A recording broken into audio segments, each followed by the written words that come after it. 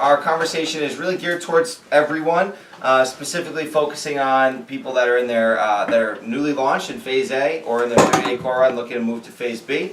And we're going to be talking about your budget and honoring the volume standard. Does that make sense? And so what I want to do is I want to preface it with a little bit of mindset, and I want to have these guys share some specific examples of some of the changes that they've made based upon our mentorship in these areas. And so you guys have some tangible examples that you guys can feed off of. Does that make sense? Mm-hmm. So a little bit of mindset. So, you know, last time that I checked the Amway website, there is no volume standard to Amway.com. Does that make sense? But there's also no requirement for us to go diamond at Amway.com. Does that make sense? And so from Amway's perspective, they don't care what we do. They would love for us to be successful and create massive amounts of volume, but they're just a supplier. And so, they don't have any quotas, which is one of the big benefits of them being our supplier. Does that make sense? But, you know, when we entered into a partnership with Mark and Liz and Bobby and Priscilla and Kevin and Beth, it was our understanding that we were going to create a certain amount of volume so that we would be a good stock for them to invest into. Does that make sense? Okay. And so, there's no requirement for the supplier. The requirement is to be mentored, okay? And one of the things that I really liked from one of the new launch orientation videos was, I think Kathy Gibbons said that, you know, we don't expect perfection, but we don't expect to be an option, okay? So the mindset that Jen and I take as leaders, thank you, babe.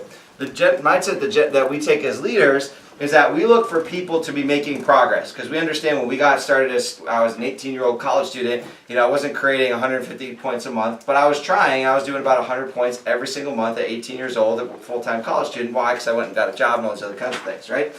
Okay. But one of the tools that is helpful in creating volume as well as overall financial independence, wealth mindset is a budget. Okay. How many people have gotten some value out of filling out their budget so far? All right.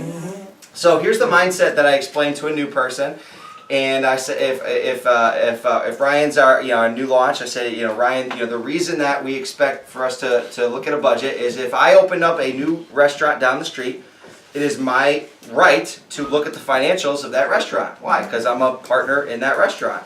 So when you become a partner of mine, it's my right to look at your financials. Does that make sense? Which means the money coming in, the money going out. Does that make sense? And so the mindset is that we are going to treat you like one of our stores down the street.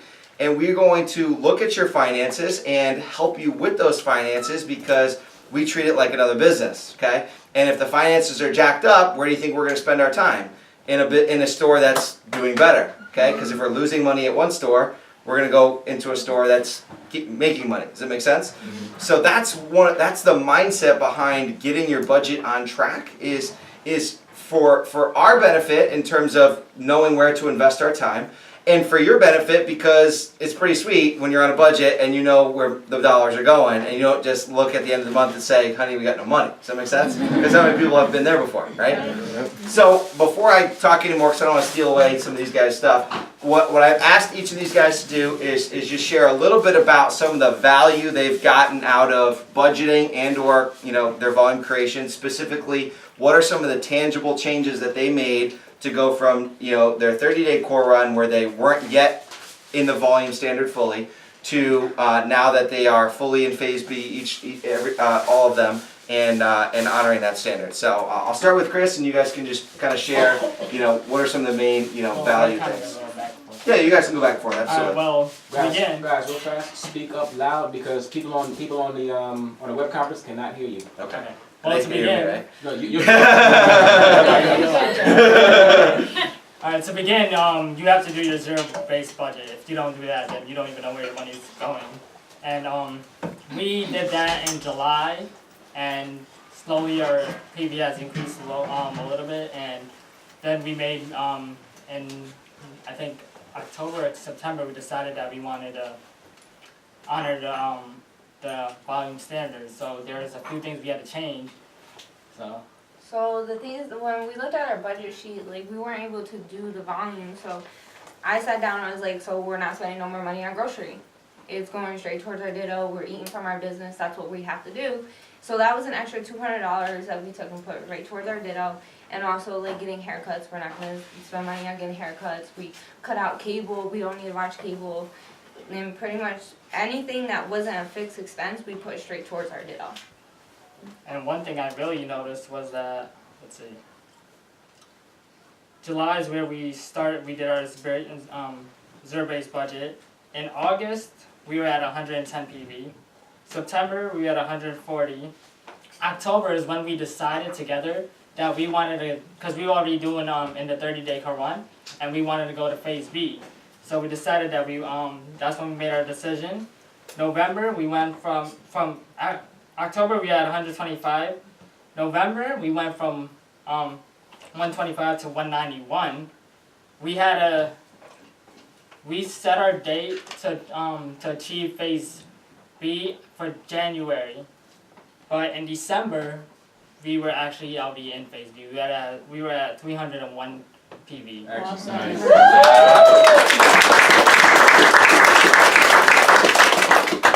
And some of the benefits that we got from doing the budget sheet was at the end of the month we're gonna have $1,000 put away in our emergency fund. After we're done with that, in the next 7 months we'll have Chris's car paid off. And then 5 months after that we'll have my car paid off. Oh, my turn? Yeah, you're sure, guys. Okay, so for me, since I'm a college student, one of the main things that I had to do was to look for a job that paid me more. Because being a student, you only get like these little, stupid work city jobs that don't pay like $9 an hour for like 6 hours a week. And so I really had to go hunting for another job. And so I was thinking about going to the mall, but then I don't have a car. And so transportation takes like an hour and a half. And in that hour and a half, I could be making money. And so I did a little hunting like around my neighborhood where I go to college. And so I found a job that pays me $12 an hour, which is not that much, but it was a big difference, which was what allowed me to honor the volume standard. Awesome. Good stuff. So one of the things I thought was really cool about Chris and Chastity's example is not only, does being able to look at your budget, really not emotionally and make tough decisions, allow you to create more volume, but they were also able to start putting money away. And what I heard was that like 12 months from now, you won't have a car payment. That's pretty sweet, right? Has anybody else had any significant, specific, tangible value out of the budget sheet? Any debts paid off? Just raise your hand real quick. All right, keep them up, keep them up. Specific, tangible. 3 credit cards done. 3 credit cards paid off. Round of applause real quick. Actually, save all the applause to the end from now on. 1 credit card paid off. 1 credit card paid off. I had credit cards still about the rank. 3 credit cards paid off. 1 large credit card paid off. 1 large credit card paid off. Who else? Come on. 1 credit card paid off. 1 credit card paid off. Paying off Leslie's car and one of her credit cards beginning next week. Awesome. Wow. Was there someone else back there? Yeah, I have $1,000 because of the budget in my emergency fund. Awesome. Okay. Anybody else emergency fund? Fully stocked at $1,000. Raise your hand real quick. This is solid stuff. Okay. When you go to work, if you said how many people got $1,000 in their emergency fund, raise your hand. They'd be looking at you like you got 6 heads, right? Okay. But we just want. Round of applause for everybody. Yes. So for us, we've just seen that the zero-based budget is an absolute game changer, okay? And just, one of the big things I like to explain to people is that the zero-based budget, okay, is to do exactly what the name says, zero-based, meaning the amount of money that you have coming in is the same amount of money that you have going somewhere. Doesn't mean going out, it means going somewhere. Okay, so if you got $3,000 coming in and $2,000 paying bills, you've got $1,000 that you need to tell it where to go. Okay, so what does Kevin always say? That if you're either going to master your money or your money's going to be the master of you. Okay, if you don't tell it where to go, it'll just find its own home. Okay, and so you got to tell it to go into your ditto. You got to tell it to go into your savings account. You got to tell it to be an extra payment on that loan so that loan can be done in 6 months. Okay, and one of the big things that we've noticed, especially from really diving into Robert Kiyosaki's book and understanding his game cash flow, is that If you've got enough money coming in from your job to pay for your expenses, okay, and you've got your volume standard locked down, you got phase B absolutely locked down, and your job is stable, now you are in a prime position to start building your asset as fast as humanly possible. Even if you've got debts, because check this out, if your job is paying for those debts, the minimums, and your job's paying for your volume, if you go build your asset, you'll never have to worry about those debts ever again in your life. Does that make sense? And so understand that once you hit phase B, it is game on, like, what do I need to do to build my asset right now? And you start, that's the only thing you got to work on now. You got to work on you, and you got to work on, developing the mindset so that you can go out there and build your asset. So I'm going to turn it over to my awesome, give these guys a round of applause real quick.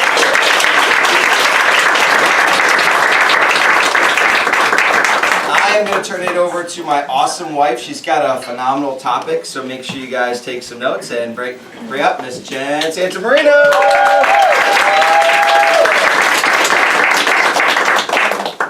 Is there a gentleman that would be willing to give up Dagna her seat? A seat? No, I'm okay. See right here. Oh, Dagna, there's a free seat right here, right in the front. Thank you. Didn't she just say that? That's up there. Awesome. It's All right right, there. here. Welcome to the cool side. Leave it to Miguel. He comes out with the funniest stuff. All right, cool. So I'm really excited. So I want to tell a quick story to explain what I'm going to be talking about. So I got a phone call from a girl. First of all, I got a phone call from an 845 number, which is like Newburgh area code, right? And I was like, I don't know who this is. And it had no name. And so I just picked it up, and I hear this voice go, hi, my name is Melanie, and you told me that you spoke Spanish and you owned a business, and I was going away to Argentina for a study abroad, and my senior year is done, and you told me to give you a call back after I came home, and it's been 5 months, and I just got home, and I want to call you. And so, but 5 months ago, we were in a different mindset and a different way of qualifying people for business partnership. And so I didn't know what to do. And so I was like, okay, sounds good. Hi, how you doing? And I immediately got off the phone with her, but I booked a time just to grab coffee, okay? And then I actually proceeded to what is now the Dropbox for the entire Bell team, and started to search for the meet and greet 0.5, okay? Because there is a tiny step between meet and greet, not from talking to somebody to meet and greet 1 that you can use. It is not a constant. It is not something that you always do, but it is a tool that you can take out of your bag. And I thought it was a really cool tool, and so I wanted to talk about that aspect because it hasn't been something that we have trained on yet. So, is everybody ready for meet and greet 0.5? Yeah. Okay, Yeah. cool. So just for some tangibles, why do we use meet and greet 0.5? Okay, so there's 4 actual specific reasons. So number 1 is if you are a new launched partner. Oh, and before you guys do any of this, please check upline, okay? Because your specific phase in business, you might not be ready to proceed with networking because true networking should come from phase B, okay? But check upline with who's your coach and your mentor, okay? But the first way that you might want to use a meet and greet 0.5 is to share your story with your A or your B list, okay? Because it's a really cool way just to be like, hey, we haven't chatted in a while, what's going on? Hey, why don't we grab a cup of coffee and we can catch up, okay? And so that's the first one reason why you could use meet and greet 0.5.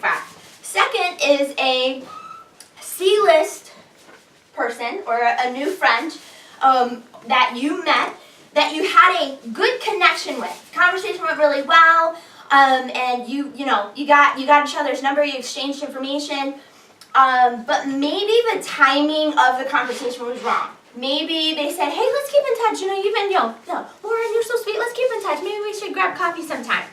That is a person that you can do a meet and greet 0.5 with. You may not have dropped your message. You may not have shared your story of how you qualified for our mentorship opportunity. You might have. The conversation might have talked about wanting to own their own business someday.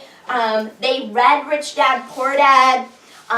Some good green lights, like, hey, this is a person that I might potentially want to take through the process. Make sense? Mm-hmm. Cool. So that's number 2. Number 3 could be you see this contact or somebody that you drop the message to share your story. They seemed eager and excited, but maybe your good news phone call didn't go the way that you wanted to, and so it doesn't feel like they're pursuing you. It feels like you're kind of pursuing them. So you can use a meet and greet 0.5 to pause and rebuild the proper posture to take somebody successfully through the process if they qualify, okay?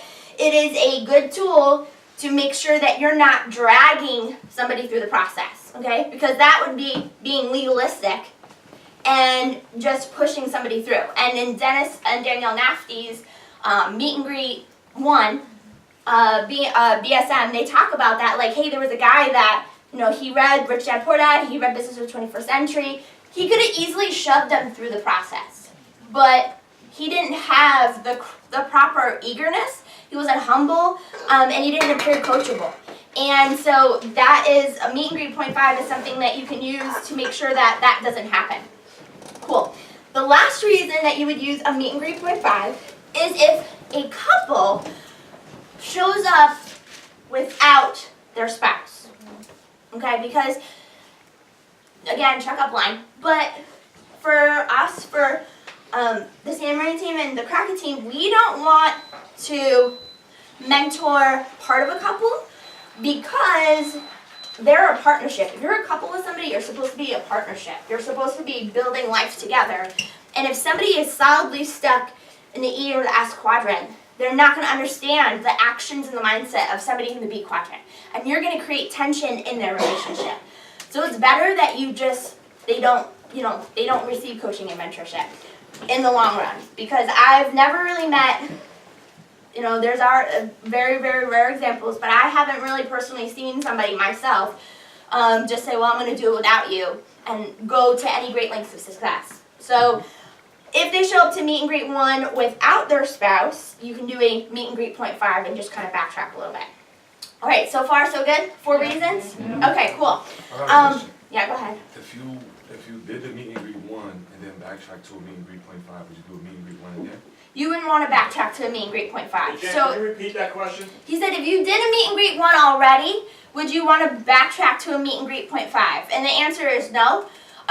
You want to pull out the Meet and Greet 0.5 before the Meet and Greet 1. The whole purpose of the Meet and Greet 0.5 is to see if they qualify or if they're looking to be coached and mentored. You wouldn't do a Meet and Greet 1 with somebody if they're just not ready for that step. Does that make sense? So I'm going to talk about the mindset here. So hold on to that question. I think I'm going to answer it in a little bit more detail. Okay? So just a little bit of, you guys can go watch the video because the video is now released to everybody. It's in the Dropbox, okay? So I'm not going to tell you exactly how to do a Meet and Greet 0.5 in extraneous detail, but the video is literally an hour long, and so you can go in there and watch the details yourself. But here's some of the takes that I got out of it. Number one is to develop a relationship, which is similar to Meet and Greet 1, but the thought process is to have 5 or 10 minutes of going back and forth with maybe somebody that you already knew or, again, somebody that you just met. And it's just a conversation. You show up again with nothing. It's just a conversation. But here's the goal and here's the mindset. The goal is to determine if this couple or single is truly seeking mentorship, okay? Mindset. Are you ready for this, guys? Uh-huh. Yeah. Okay, are you ready for this, guys? Let's go right in. They could be the sharpest couple you've ever seen in your entire life, okay? They could be a business guru, like literally like the next Bill Gates. Like they could be the most like business savvy person you think you know, okay? They could have read all of Robert Kiyosaki's books, but it really doesn't matter if they're not hungry for mentorship. Does that make sense?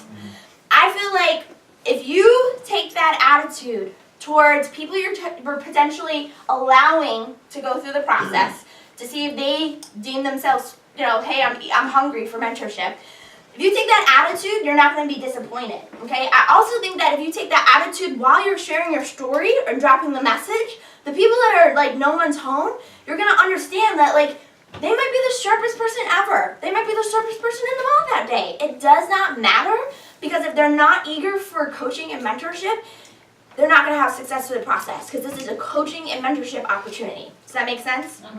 Cool. Let me open my phone again. All right.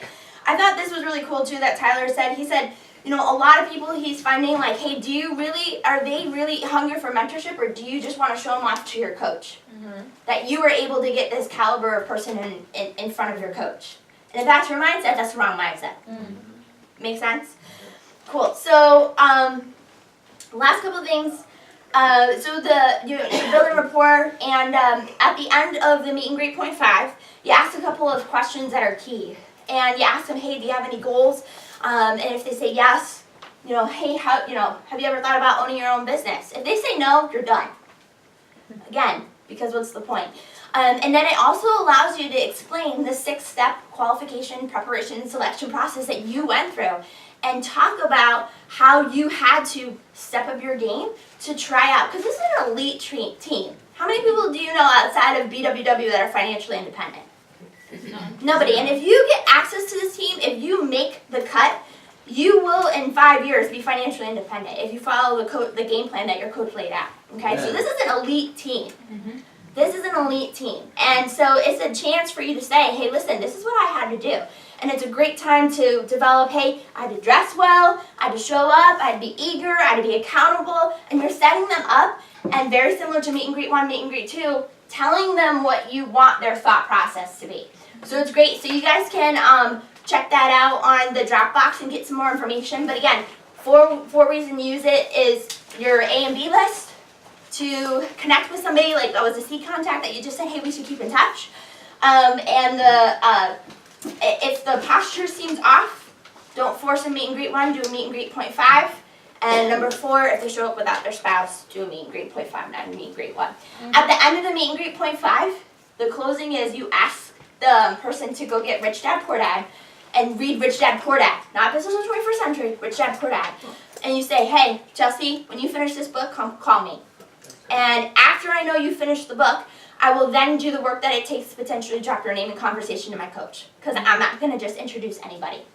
The girl that I took through Meet and Greet point 5, the next day, she called me and she goes, hey, I finished Rich Dad Poor Dad. Yo. Wow. And I was like, like the whole book? That's what I'm thinking in my head. I didn't say that. You know, I'm like playing it cool, like, yeah, good. Like, dude, that's crazy. That's 250 pages. Yeah. Next day, she was like, I read the book. Can you please, like, what else do I need to do? So it's a great, Meet and Greet point 5 works. Again, it's got to be with the right people, but it's a great tool to pull out the handbag. So I just wanted to teach on that. And the mindset, again, guys, sharpest couple ever, sharpest person ever, doesn't really matter unless they're hungry. Say hungry. Hungry. Okay, you're only looking for hungry people. You don't want to jab 100, you want to run with 1. Say 1. 1. In this case, you want to run with 20. Okay. Yeah. Come on, guys. Give a round of applause.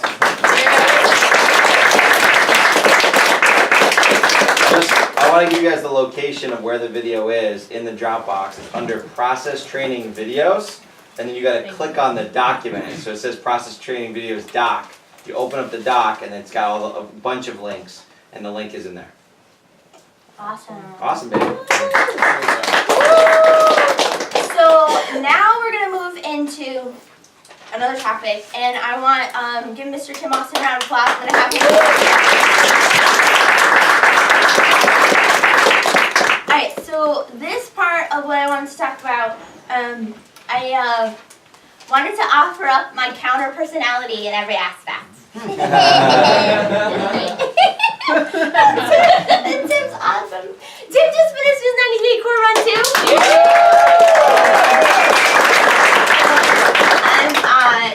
I'm definitely proud to have him on my team. So we're going to talk to you about just kind of getting over the obstacles of going out, and if you're in phase B or phase C, starting to build your network, okay? And so what I want to talk about is mindset first, okay?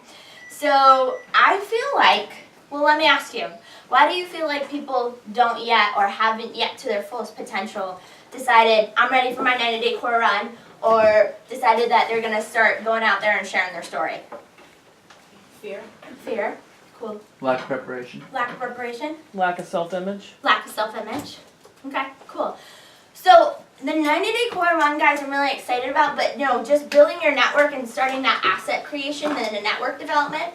So the fear, lack of preparation, lack of self-image, I think it really comes down to two things. I think it's either fear, because self-image and lack of preparation is kind of mentally in there, right? In fear, bottled up in fear. And I also think it's either you're afraid or you're rationalizing to yourself why you can't do it. Those are your only two options in my book. Okay, here comes Claire again. Those are your only two options in my book. There might be something else. Mark might want to add something to the end. What'd you say, fear and what? Rationalization of why you can't. That's fear. Which means, Yeah, well, no, it's also, No, no, it's justifying your fear, which is another level. Excuses. It's an excuse. It's a lie. Rationalize. Like that. It is a lie. Okay, so I want to talk about that. Number one. All right. Number one, if you are afraid, what are you afraid of? Are you afraid of messing up? Because everything that you've ever tried in your life before, you've messed up. Okay. Emily Matthews is a professional actress and she's a professional singer. Have you ever messed up in those areas before, Emily? Yeah. And she's shot commercials. Like, she's a professional actress. Okay. Everything that we do. Ryan, you used to play basketball. Yep. You ever missed a jump shot before? Oh yeah. Oh, okay. So fear of, if you're afraid to mess up, like, you've got to get over that. That is something in your head that somebody put there that doesn't want you to succeed. All right? And I think you should turn that fear into the fear of if you don't do this. I feel like fear is stupid. I feel like fear, no, seriously, and I'm coming from a position where I feel fear. I feel it. If I feel like somebody might be, for whatever reason, which is a stupid thought in my head, that they're a little bit more progressed in life than I am, or they're a little bit sharper than I am, I still feel those feelings, and I tell them to go away. And I push through it. Because at the point that you're uncomfortable is, I believe, where fear sets in, but that is the only point, if you push through that you will actually grow. So if you say, I'm going to let fear win, or I'm just going to fall back to my fear, what you're saying to yourself is, self, I don't want to grow today. Self, my dream is not important enough for me to get out and grow. If you have children in here, I think it is you have lost the right to tell yourself that it's okay because you're afraid. Because at some point, your child will come up to you and say, Mommy, Daddy, I'm afraid. And if you can't push through your fear, you're never going to be able to say, I know, baby, but you need to go ahead and do it. Bottom line, you need to push through your fear. You need to get over your fear. Fear is false evidence appearing real. There's nothing to fear about building your asset. Nothing. Does that make sense? It's exciting. It is groundbreaking. You're taking back control of your life, and it's not going to be easy, but it's going to be worth it, right? It is going to be worth it. I have such a small level of success in business, but ask me what I did on Friday. What you did Friday? Friday morning, I woke up, and I went to Kimberly's for an hour-long Swedish massage.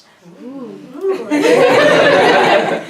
I also got my nails done and my feet done, and none of my ladies on my team were there. The only person that could have been there was Liz. And it's not as fun, do you know what I mean? But if we don't push through our fear, you're never going to have mornings like that. You're never going to get your dream. Fear should propel you, and it should motivate you, and it should fire you up. Because fear is not going to be an excuse to tell your family or your kids or your loved ones why you didn't build a business. My favorite speaker in the world is Dave Severin. And it's like, what are you going to do?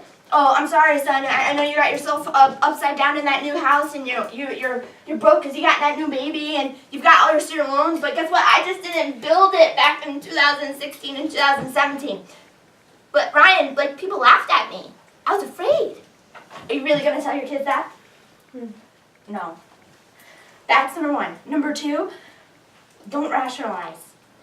Because, yes, you may have a situation that you need to overcome to get through it, but your success in overcoming that situation is going to help you build a better and stronger team. Because there's gonna be somebody on your team that needs to hear that you overcame that, Emily. You did. And you did, Dynasty. And you overcame that, Chelsea. Because it's not gonna mean the same if you have to say, oh, my upline overcame it.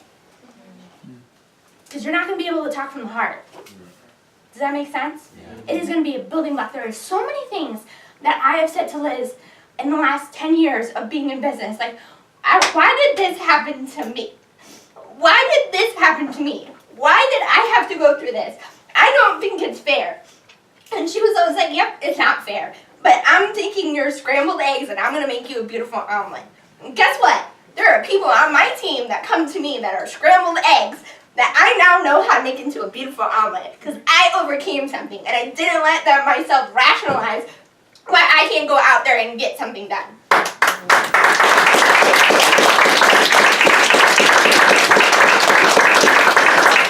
Now, I would like Melancholy Tim to explain you how to apply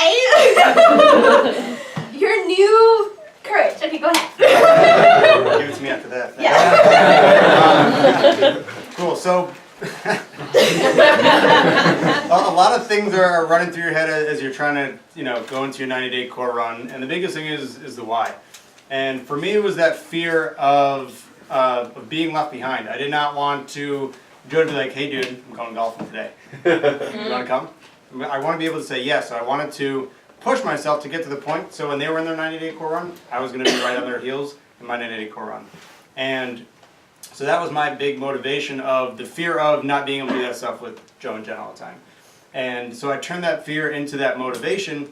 And the biggest thing for me being a melancholy was I had to get a lot of other things in life situated before I could fully concentrate on the 90-day core run. I just wanted to, like Jamal said a few weeks ago, just place this business in the middle of my life and just have everything else be a smaller detail. And in Business of the 21st Century, Compound Effect, and there's another book, they talk about these 4 elements of leadership. It's mental, spiritual, emotional, and physical. And it was in like the same thing, said same thing about them in like the 3 books that I read in like that month. And I was like, okay, I should probably start finding this. So I went down and started making lists of what I had to do to get all those parts of my life in check. So for spiritual, I started meeting up with my pastor. I was attending church normally, but I got that part of my life in check. Physical, I started going to the gym every day, 5 days a week, and starting off my mornings properly by going to the gym and getting that part fixed, right? And because if you're not going to the gym or doing something active, you're tired more often. You are not sleeping as well. And it just really helps to focus you. And I like working out in the morning because it focuses me for the rest of the day. What are the ones? Mental part. For me, it wasn't so much of getting information about business and stuff like that.